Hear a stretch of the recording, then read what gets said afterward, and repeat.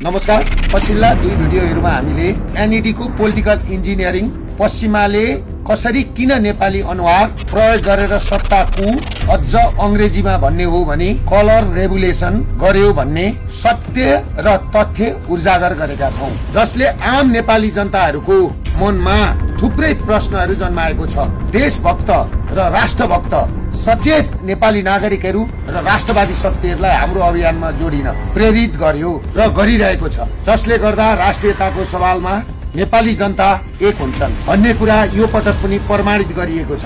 हामीले यो भन्दा अगाडि देखाएका दुई भिडियोहरुमा स्पष्ट रूपमा भनेका छौं, अहिलेको सरकार गोविन्द केसी को अनसनको जगमा केदार भक्त माथेमा कल्याण श्रेष्ठ, ओम प्रकाश अर्याल, सुशीला कार्की, बालेन ELAYES का युवा समूहदेखि अमेरिकन पोलिटिकल अफ डिफेन्स र US युथ काउन्सिल सम्मका पात्रहरू, दल भित्र ट्रेड युनियनका नेता हुँदै प्रहरीहरू र सेना भित्रका दलाल, खोज पत्रकारिताको नाममा आफ्नो देशको सूचना बेच्ने Barbara foundation, CMR Nepal, media manipulation पत्रकारहरूको झुण्ड, वृहत नागरिक आन्दोलन नामका स्वघोषित प्रबुद्ध समूह र विज्ञ समूहको झुण्ड, महिला अभियान कर्मी, दलित अभियान कर्मी, फ्री तिब्बत मुभमेन्ट, रोहिंगा मुसलमान शरणार्थी सम्म जोडिएका पात्र, MCC, SPP, IPS जस्ता पश्चिमी सैन्य रणनीतिक कारिन्दा र NGO, INGO को प्रयोग गरेर बनेको पश्चिमाहरूको सरकार हो यो। आजको दिनसम्म आइपुग्दा सरकार निर्माण गर्नलाई यी पात्रहरूको रहस्यमय उदय, मन्त्रीमण्डल गठनमा तिनीहरूको हालिमुहाली, तिनका गतिविधिले पश्चिमी साम्राज्यवाद शक्ति केन्द्र र तिनका नेपाली अनुहार रूपी एजेन्टहरूको मुखौटो उत्रिसकेको छ। आजको यो भिडियो भनेको पहिलो भिडियो र दोस्रो भिडियोको निरन्तरता हो। सबैले ती भिडियो मेरो फेसबुक, मेरो पेजमा गएर पनि हेर्नुहोला र ती सबैलाई जोडेर यो भिडियो पनि हेर्नुहोला। पश्चिमको कति लगानी आयो र कुन कुन पात्रहरू आए त्यो कुरा हामीले त्यसमा देखाइसकेका छौं। आज हामी भदौ 23 गते र 24 गतेको घटनाक्रम, कहाँबाट 24 गतेको अपरेसन कुन घरबाट सञ्चालन गरियो, कसरी नेपाल प्रहरी र नेपाली सेनामाथि दबाव सिर्जना पर्न गयो, यो गिरोह त्यो टाइममा आएर कसरी सफल हुन सक्यो भन्ने कुरो आज हामी यस भिडियो मार्फत देखाउन चाहन्छौं। यो भिडियो मंसिर 7 गतेको हाम्रो नेपाल जोगाउने जनविद्रोह अगाडिको अन्तिम भिडियो पनि हो, जसले यो सरकारमाथि, खास गरेर सुशीला कार्कीको सरकारमाथि नैतिक दबाव पर्नेछ। अब आउने मंसिर 7 गते नेपाली जनताहरूले नै निर्णय लिनेछन्। यो भिडियो किन रोचक छ भने आज यो प्लान कसरी भयो, सिंहदरबार, सर्वोच्च अदालत जस्ता सम्पदाहरूमा आगो लगाउने, देशको संसद भवन जलाउने लगायत यो सबै गर्नमा कसरी अपरेसन भयो यिनीहरूकै मुखबाट सुन्नुहुनेछ। जो प्रधानमन्त्री हुनुहुन्छ अहिले कि सुशीला कार्की, उहाँको मुखबाट पनि सुन्नुहुन्छ। डाक्टर अभिषेक सिंह हुनुहुन्छ, प्रधानमन्त्री कार्यालयमा हर्ताकर्ता हुनुभएको छ, उहाँको अनुहार राम्ररी चिन्नुहोस् र यी सबै अनुहारलाई राम्रो चिन्नु नेपाली जनताले।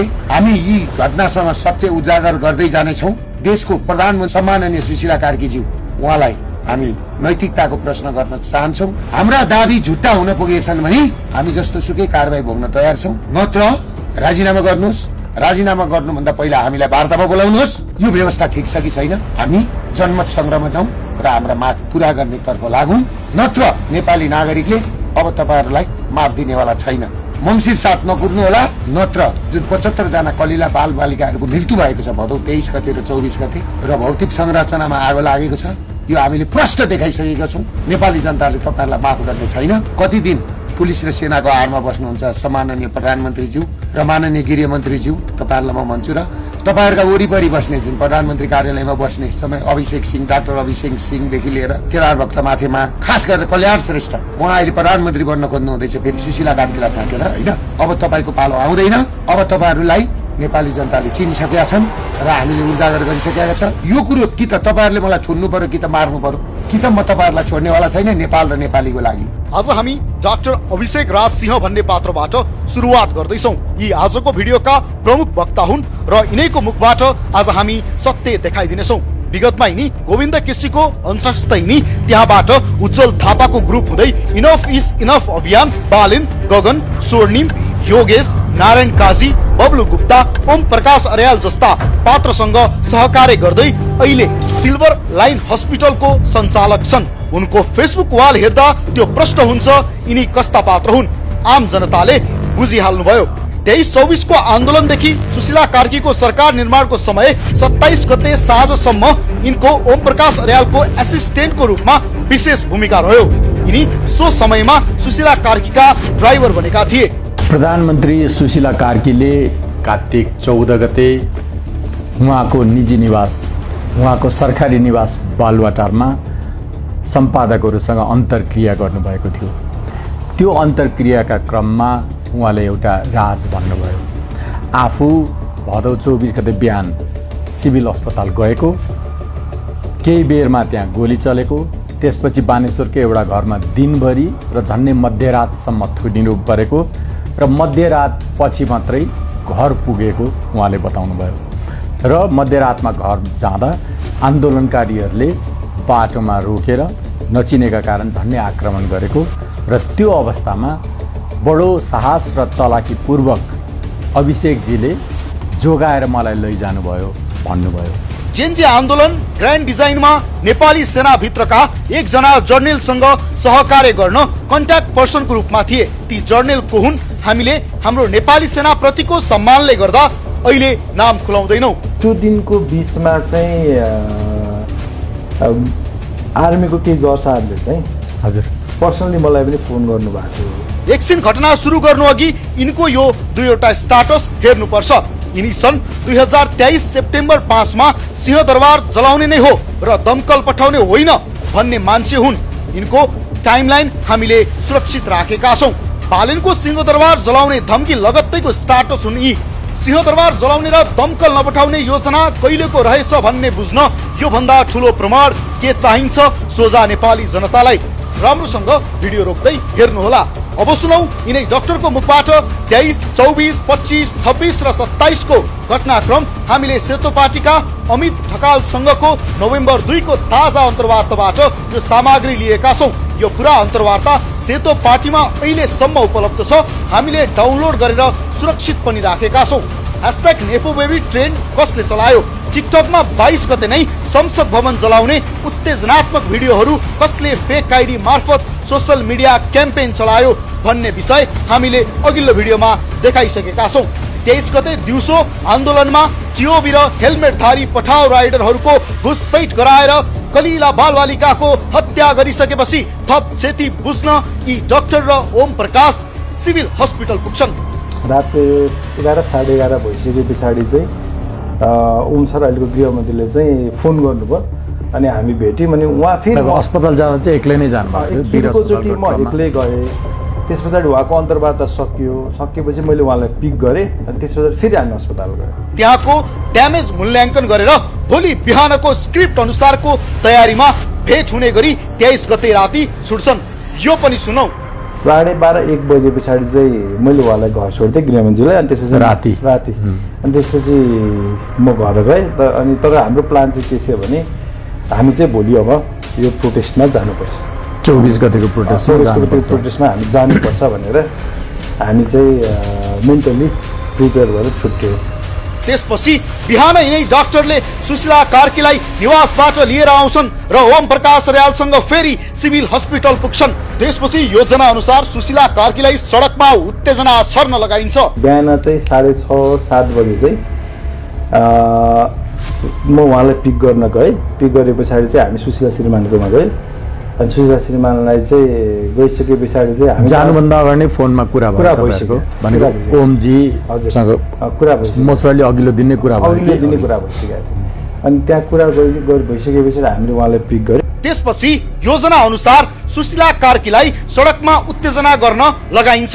उद्देश्य थियो त्यहाँबाट नयाँ प्रधानमन्त्रीको रूपमा जेएनजीको सेन्टिमेन्ट बटुल्ने। 24 गते लिगल आन्दोलन हुँदैछ भनेर भ्रम छर्ने। 24 गते यो भिडियो भाइरल बनाउने काममा सीएमआर नेपाल प्रयोग भयो। यो सुनौ।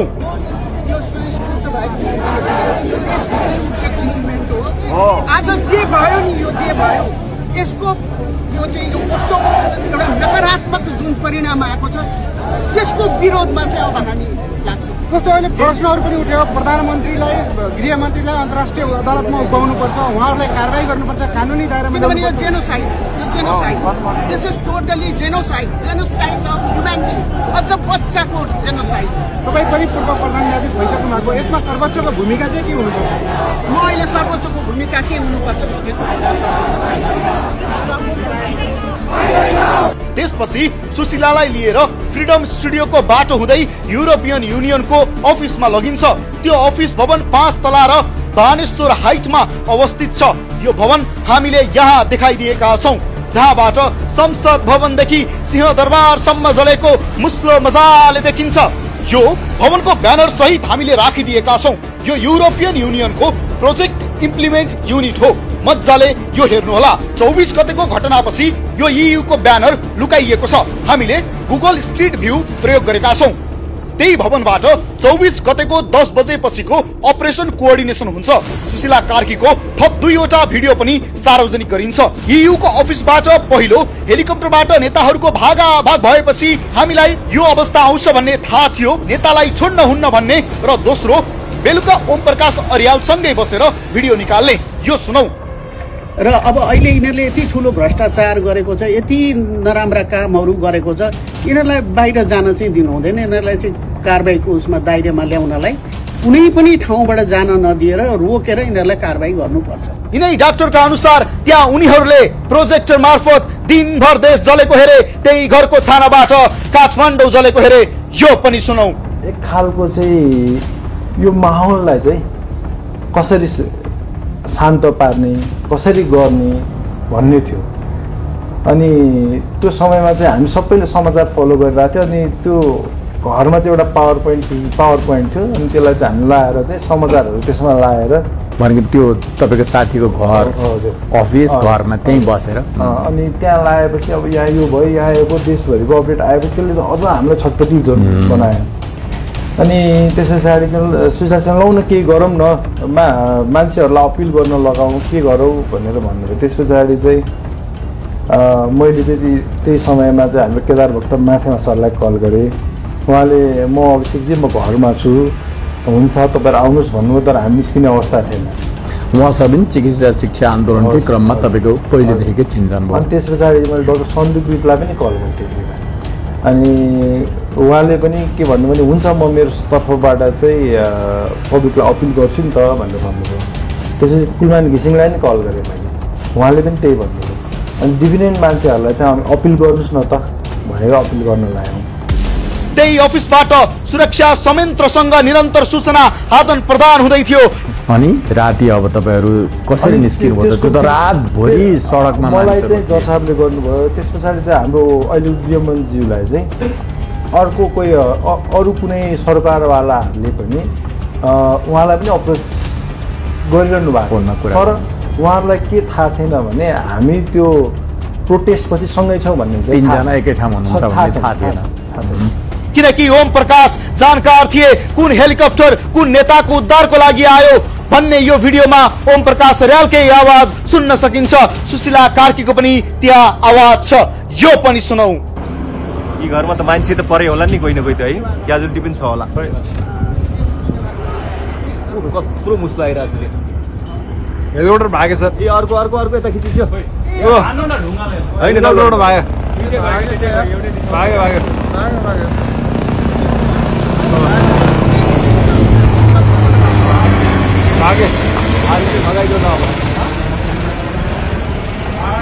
किन बचाउनु के जरुरी थियो?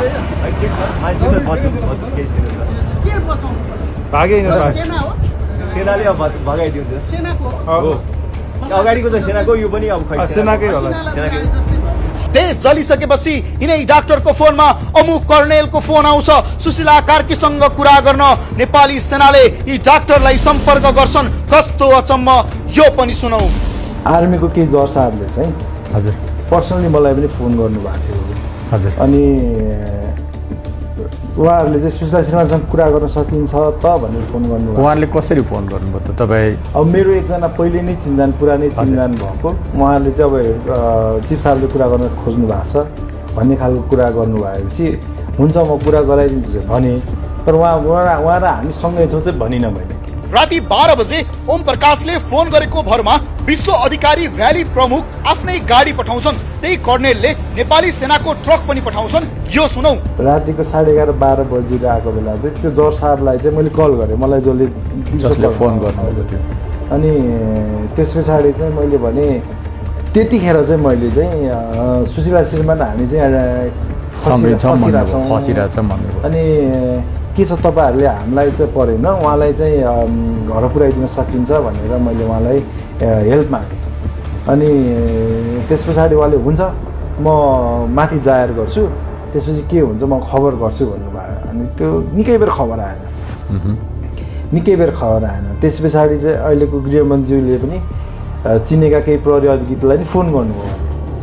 अनि त्यो पनि निकै बेर फोन आएन। अनि तर कसैले के 1 घन्टा 1.5 घन्टा पछाडि दुवैजनाको कल ब्याक आयो। त्यो अवस्था प्रहरीबाट पनि सेनाबाट पनि फोन भयो। हजुर, त्यो अवस्थामा चाहिँ उहाँहरूको आफ्नो च्यानलमा रिपोर्टिङ गर्नुपर्ने सहज अवस्था थिएन, त्यही भएर टाइम टेकिङ। अनि उहाँले पनि सोच्नु भयो होला यो निस्किने अवस्था हो होइन। अनि त्यस पछाडि फोन आइसके पछाडि 1:30 यस्तै भइरहेको थियो। अनि त्यसपछि फोन आइसके पछाडि चाहिँ तत्कालीन काठमाडौँको प्रहरी प्रमुखको एउटा गाडी थियो, विश्व अधिकारी। हजुर, उहाँको एउटा गाडी थियो। त्यस पछाडि नेपाली सेनाको त्यो ठुलो ट्रक 1 टन ट्रक जुन भन्नुहुन्छ त्यो ट्रक 2टा थियो। त्यो आर्मी सेना सैनिक बोक्ने सेना सहित 2वटा ट्रक थियो। अनि एउटा चाहिँ भ्याली चिफ विश्व अधिकारीको गाडी थियो। त्यसपछि 25 गते 26 गते कसरी डिस्कोर्डमा सरकार निर्माणको भोटिङ नाटक मञ्चन गरियो त्यो सबैलाई थाहा छ। सोही राति बालेनको फरमान आउँछ। आइआरआई फ्रिडम स्टुडियोको भाषामा गजबको कोअर्डिनेसन गरिदिन्छन् बालेनले। त्यसरी कोअर्डिनेसन भयो। I am so happy that Balen did amazing coordination हैन। उसले इन्डाइरेक्टली बसेर भए पनि यो प्रोसेसलाई फ्यासिलिटेट गरेको छ। I am so happy. अनि 27 गते राति सुशीला आमा नयाँ प्रधानमन्त्री नियुक्त हुन्छन्। त्यो अनुहारहरू हेर्नु होला। यो शपथ ग्रहण कार्यक्रममा यी डाक्टर पठाउदेखि लिएर सुमना कति खुसी देखिन्छन्। कुर्सीको अगाडि जनताका छोराछोरीको जीवनको मूल्य यही रहेछ। या दुईटा घटना गम्भीर छन्। ओम प्रकाश अर्यालले राष्ट्रपतिमाथि सुशीलाजीलाई नियुक्ति गर्न सुदन मार्फत दबाव सिर्जना गर्न लगाएको यो पनि सुनौ। आज तपाईको 10-11 बजे भित्रमा दाइ डिसिजन भएन भने हामी राष्ट्रपति कार्यालय घेराउ गर्छौँ। सुशीला म्यामसँग कुरा गर्दै मैले सुशीला म्यामले भनिसके ओम प्रकाश सर हाम्रो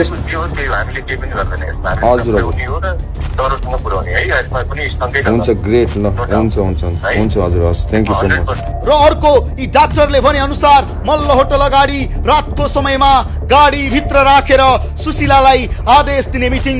मल्ल होटल आसपास कसको निजी निवास छ त्यो जनताले खोज्नु होला। यो पनि सुनौ। अनि त्यहाँ चाहिँ विभिन्न चरणमा उहाँहरूले आर्मी चिफलाई पनि फोन गर्ने, राष्ट्रपतिलाई पनि फोन गर्ने, राष्ट्रपतिको एडभाइजरहरूलाई पनि फोन गर्ने। उहाँहरूले हामीलाई भनेका कुरा हामी त त्यहाँ थिएनौँ। जेनजीका प्रतिनिधिहरूले त्यसरी पनि गर्नुभयो भन्ने उहाँले हामीलाई भन्नुभएको कुरा। र 27 गते शुक्रबार त राष्ट्रपति कार्यालयमै जानुभयो नि त जेनजीको प्रतिनिधिहरूले। अगाडि चाहिँ हामी सरकारवालासँग चाहिँ एक ठाउँमा बसिराख्नुहोस्, हामी तपाईँलाई खबर गर्छौँ भनेर फोन गरेर हामी राति 10-11 बजीसम्म बस्यौँ। तर फोन नआइसकेपछि अब घर जाउँ भन्ने बेला चाहिँ जेनजीका केही प्रतिनिधिहरूले चाहिँ मलाई भन्दा पनि सिधै सुशीला सिन्हालाई फोन गरेर चाहिँ यहाँ ठुलो चलखेल भइरहेछ, तपाईँ कहाँ हुनुहुन्छ तुरुन्तै भेट्नु पऱ्यो भनेर। यो चाहिँ बिहिबार बेलुका 26 गते 11 बजे राष्ट्रपतिसँग भेटेर आइसके पछाडि अनि त्यस पछाडि रातिको 11 बजे फोन कल आएको छ। अब कसले गरेको पनि थाहा छैन। सिधै सुशीला श्रीमानकोमा फोन आएको छ। फेरि उहाँले चिन्ने मान्छेले गरेको अनि म फलानु त भन्नुभयो, तर अननोन नम्बर थियो। अब तुरुन्तै भेट्नु पऱ्यो भनेर भन्नुभएको छ। अब हामी फेरि अरूकै घरमा छौँ। अब कहीँ कतै भेटौँ, लोकेसन दिउँ, सबैतिर सेना छ, ठप्प छ। अनि उहाँले के भने तपाईँहरू जहाँ हुनुहुन्छ हामी त्यहीँ आउँछौँ भन्नुभयो। त्यस पछाडि चाहिँ उहाँहरू चाहिँ मल्ल होटेल अगाडि आउनुभयो। अनि मल्ल होटेल अगाडि 11-11:30 बजी चाहिँ गाडीमै कुरा गरेर हामीलाई चाहिँ यो दलहरूको कुरा। सुशीला कार्की गाडीमै हुनुहुन्थ्यो, आएर त्यही नै कुरा भयो गाडी सडकमै। अनि त्यहाँ बाटोमा भएको सेनाहरूले तपाईँहरू धेरै बेर नबस्नुहोस्, जानुहोस्। उहाँहरूले चिन्नु भएन हामीलाई। सेनाले पनि तपाईँलाई सुशीला श्रीमान चिनेन। अनि तपाईँहरू जानुहोस्, यहाँ अहिले कर्फ्यू लागेको छ, त्यहाँ बस्न मिल्दैन, जानुहोस् भनेर पोलाइटली हामीले नै भन्नुभयो। अनि उहाँले चाहिँ के भन्नुभयो भने राष्ट्रपति दलहरू मिलेर चाहिँ यहाँ डिफ्रेन्ट कुरा भइरहेछ, अब यसमा लाग्नु पर्यो, यो गर्नु पर्यो, जसरी पनि तपाईँ बन्नु पर्यो भन्ने खालको कुराहरू चाहिँ उहाँले गर्नुभएको थियो। सुशीला आमालाई फोन गरेर घरमा बोलाएर आदेश दिन सक्ने वरिष्ठ मान्छे को होलान्? पक्कै पनि आफूभन्दा अग्रज सिनियर श्रीमान नै होलान् कि जेन्जी वार्तामा सर्वेक्षक बस्ने मान्छे होलान्? त्यो बुझिराखौँ।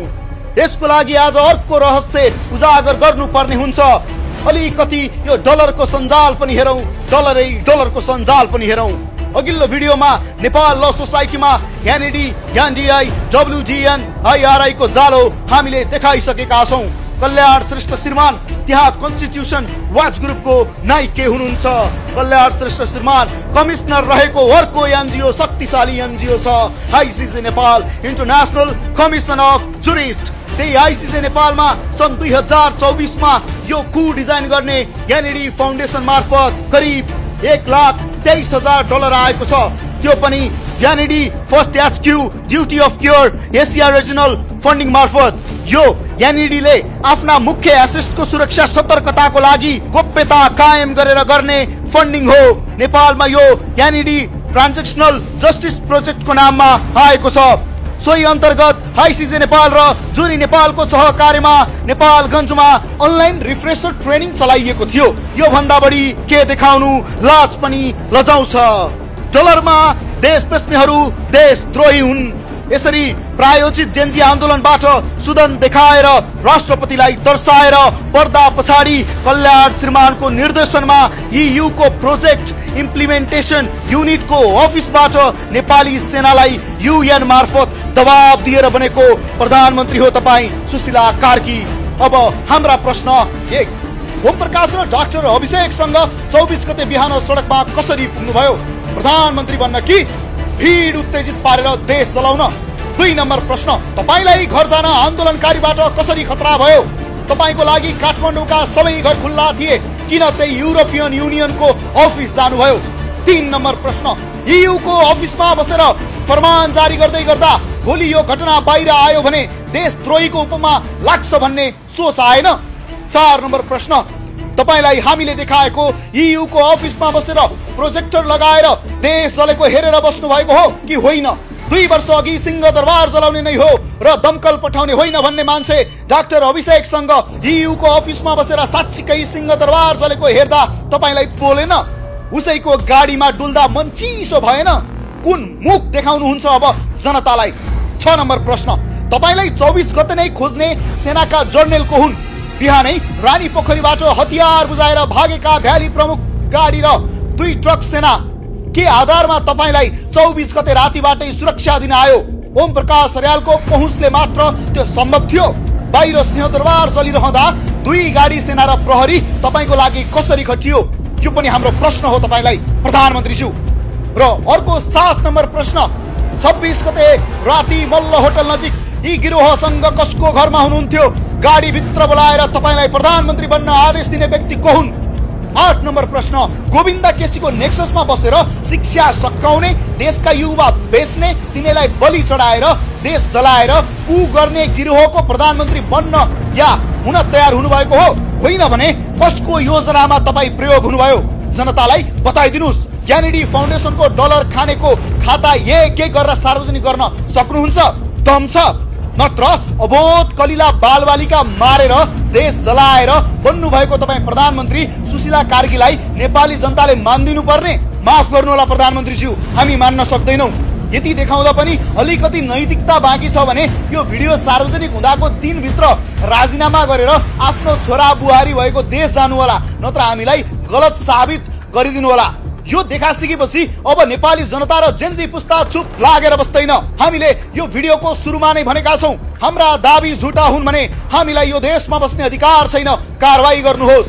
होइन भने तपाईले नेपालमा पहिलो पटक स्वाधीन सरकारको निर्माणको लागि मार्ग प्रशस्त गर्नै पर्ने हुन्छ। ढिलो भयो भने मङ्सिर 7 मा अब यो व्यवस्था जताबाट आएको हो जनताले उतै तपाईसँगै फिर्ता पठाउनेछन्। नेपाली जनताको नजरमा कलिला बालबालिकाको हत्या र देश चलाउनुमा पहिला र अहिलेको सरकारको भूमिका बराबर देखिएको छ।